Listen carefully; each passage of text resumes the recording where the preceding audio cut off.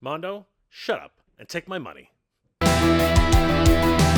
guys, Jay. Welcome back to the channel. So guys, I just got back from Toylanta 2025, Power Up, PowerCon Toylanta, and I gotta tell you, it was an absolute blast. I met so many great friends there. I reconnected with so many different people, and of course, made great connections all weekend. I want to thank everybody who's dropped by the Flip-Or booth to check out the brand new Flip-Or action figure. He's right here, and showcasing him at multiple different conventions throughout the year, and I hope you guys will definitely visit our booth. You can come play with him, as many people did, at Toylanta 2025.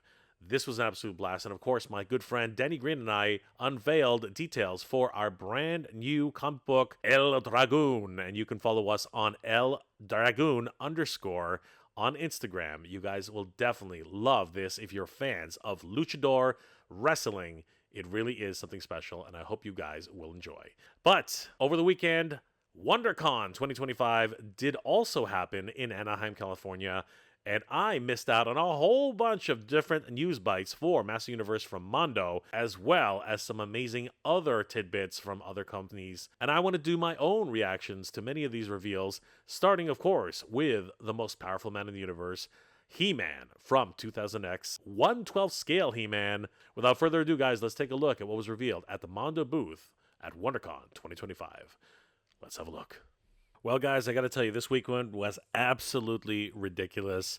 As many of you know, I was spending the weekend in Atlanta with my good friend Danny Green Collects for Power Up Toylanta. This was an absolutely insane event. And of course, we were there celebrating the release of Flip-Or, who's finally on transport over to the United States. We were also there to honor our good friend Renders Effects, who couldn't be there to see the fruits of his labors, but we wanted to show the world on his behalf. The crowd was absolutely bonkers all 3 days at Toylanta Power Up PowerCon. It was really something to behold. And Flip-Or himself made his toy debut at Toylanta 2025. He, along with his good buddy Katcha, went all over the convention floor, visiting the likes of the Savage Crucible, Operation Monster Force, Ramen Toy, Brutal Realms, and even the Four Horsemen, which of course was Ryan's dream to one day join the Four Horsemen. And in some small part, he did make it. Good journey, Ryan, until we meet again. Danny and I were also there promoting our brand new action figure related comic book, El Dragoon. We met with all sorts of Lucha Libre fans to showcase this incredible new book, and thanks to Endless Fables, we got this amazing shot showcasing everything that we had at the event. Guys, definitely head over to Endless Fables on Instagram. He does some amazing toy photography, and many of these shots provided today were taken by him. Give him a like and a follow. Tell him that Jay sent you. But while Flip-Or, myself, and Danny Green were kicking it with Carlos of the Badass Reviews and JP of Thundercats Classics,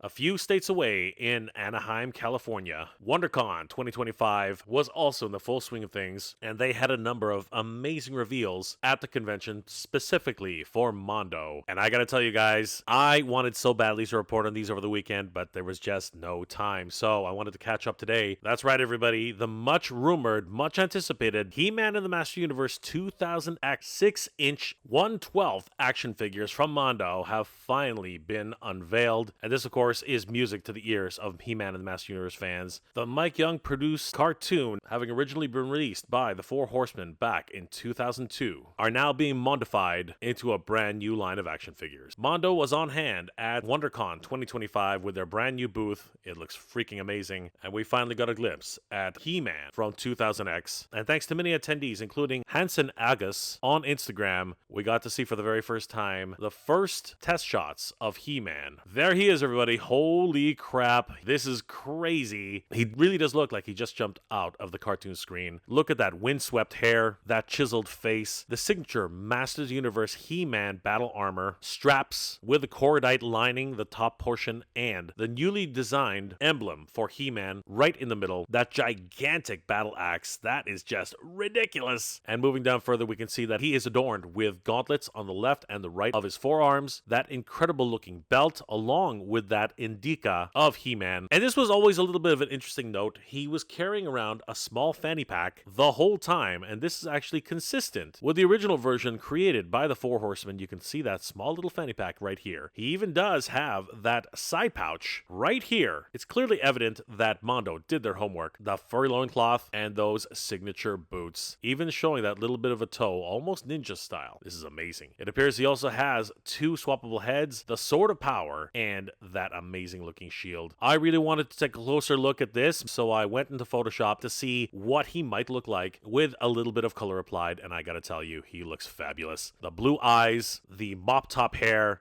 the straps with the cordite shining brightly. He looks absolutely stunning, and I can't wait until we get this figure into our hands. But I wanted to see a little bit more detail, so we went even further. The head sculpts are just absolutely thrilling. I really do like that windswept hair. These two head sculpts seem to be slightly more grimacing, and this one just absolutely pissed off. But the Sword of Power is really what I want to concentrate on, as admittedly, this was not my favorite Sword of Power. I talk about it all the time. But in this new modified version, I gotta tell you, it's a little bit more in line with what I would appreciate for the Sword of Power in this style. It's not overly large, it's actually quite subdued in many ways, as you can see compared to the head sculpts. The original version of the Sword of Power in 2000X was just absolutely massive. Comically so. So I really do appreciate this new version from Mondo. The head sculpts look really cool. Again, we have sort of 20% effort here with the grunting, and then we have 200% with the absolute furrowed brow, really gritted teeth. He-Man looks absolutely pissed off right here. It's awesome. And then we have his signature shield. I love this. You can see a little bit of technology inlaid with the original design of the Master Universe shield. I can't wait until we see this in full color. Mondo is outdoing themselves once again. Looking closer on the back side of He-Man, we can see just how broad his shoulders are. The straps come all the way around with these two little clasps that act as holders for his weapons, including his gigantic axe. And the original release was literally, and I do mean literally, was comically oversized. And it honestly doesn't seem like they've changed that too much here. It is a little bit smaller than the original version, but I do like the way they've toned it down ever so slightly. You can see all those wonderful little details here. Definitely a mix of technology and magic at the same time. I love it. The handle also looks very much imbued with some sort of technology. They really did go all out here with Mondo. It's interesting to see the furry loincloth. I'm wondering if that's actually soft goods, much the same way they've done with many of their characters, including the last version of He-Man released by Mondo, and they just colored it in a very similar style as the test shot. Fascinating. And thanks to Roy Clote on Facebook, we do get a few more glimpses, much more detailed shots of He-Man, and he looks crazy. We can now see all the wonderful detail in his standard stoic face. He does have a slightly furrowed brow. The eyes are wonderfully detailed. Look at the battle axe. It really does look incredibly etched. We can even see the original iron cross embedded into the axe. Wow. Moving down further, we do see the new straps along with the new indica for He-Man. We can even see some of the texture lining that holds onto the plate, as well as some of the weathering on the emblem itself. Cordite literally looks like it's been stapled together to affix itself onto the straps, and we can see that the leather work on the straps itself is weathered to a certain degree. This is freaking amazing. Look at the veins that are popping out of He-Man's arms. Very much in the same style as it's been done in other renditions of Masters of the Universe. But he is truly the most powerful man in the universe. The belt is so well done. That fanny pack along with the side pouch. And look at those gauntlets. I just can't wait until we see this in full color rendition. With an even slightly better look at the heads, they really are quite detailed. And the Sword of Power, once again, we can really see all of that wonderful etching. And as I said, it's not nearly as big as it was depicted in the show, which I really appreciate. Mondo wasted no time in revealing many of the other releases for this line. As we can see here, He-Man is front and center in the reveals at WonderCon 2025. 1/12 figure concept art. We can see that He-Man will include the figure itself, the battle axe, the Sword of Power, and it looks like there actually might be a more traditional Sword of Power. That's fascinating. Or is that just the profile image? I guess it's harder to see on this side. The traditional shield of He-Man. It looks like he has some additional small accessories here. Can't really make them out.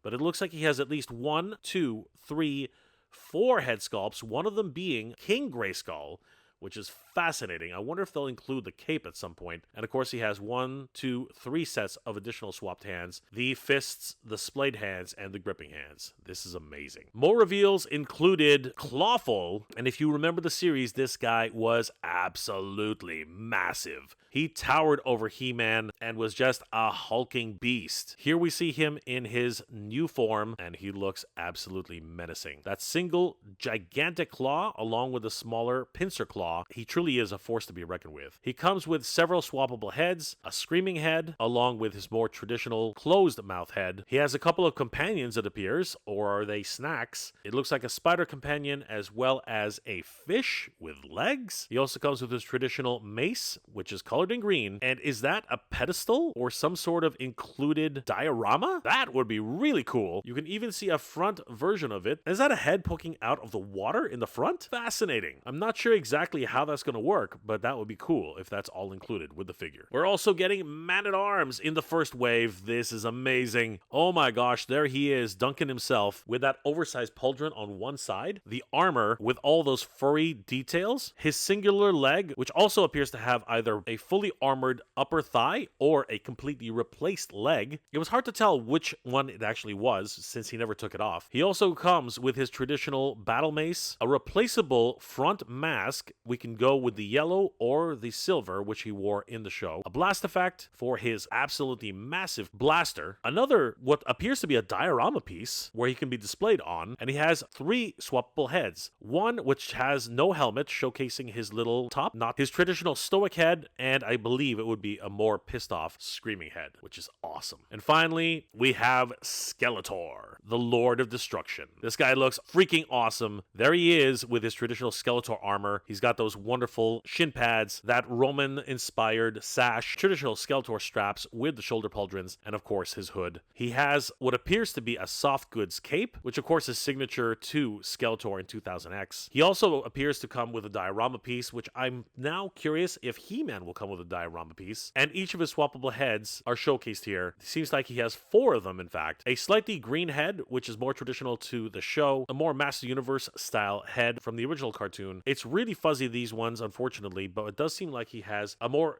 frightened face as well, which is interesting. There are also some additional accessories, which I can't really make out, but his Havoc Staff has additional features as well. They're showcasing the front and the back of the Havoc Staff here, as well as a replaceable fiery version of the Havoc Staff, which was how it was depicted multiple times after Skeletor used magic. We also see Keldor's split sword, which he was able to use in battle to fight Randor in their final battle, and then using it again as Skeletor when he returned to take over Eternia. And we can see that it actually comes with 2 different styles for the sword, one in amber, one in purple, and one fully fused together. This is an amazing pack out for the 1/12 action figure line of Master Universe, and I can't wait until we get these guys into our collection. It'll be interesting to see what kind of price point these are going to be sold at, as the real Ghostbusters also have a deluxe version which include ghosts, and I'm wondering exactly how they're going to release these, whether it's Mondo exclusive or if it's going to be similar to the way they're releasing it with the real Ghostbusters 1/12 scale figures. If you want to see even more detailed shots of He-Man and the Master Universe, our good friends over at For Eternia official Facebook group, as well as on their webpage, foreternia.com, definitely head over there, give them a like and a follow, tell them that Jay sent you. Mondo has finally revealed the 1/12 scale Master Universe line, and it is looking spectacular. WonderCon 2025 just kept going with all the reveals, and in the very next episode, I'm going to be taking a closer look at Man-E-Faces, my all-time favorite Master Universe figure. This is going to be nuts, everybody.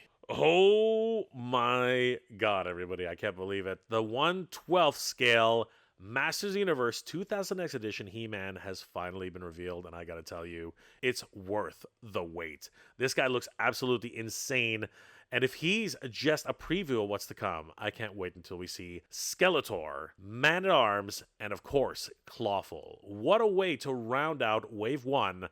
This is ridiculous, everybody.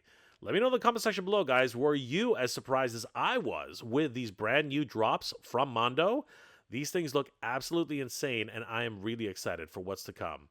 Are you guys going to be putting your pre-orders down for the new Master Universe 1/12 scale action figures from Mondo? Or are you just wondering how much this is going to cost and if it's going to break the bank for each of these 1/12 scale action figures and are going to hold off until you find out? Let me know your comments in the comment section below, guys. Toy news continues, everybody, and in my next episode, I'm going to be talking about the brand new Man-E-Faces 1/6 scale action figure from Mondo. Because, as you guys know, that's my absolute favorite action figure from the Master Universe line.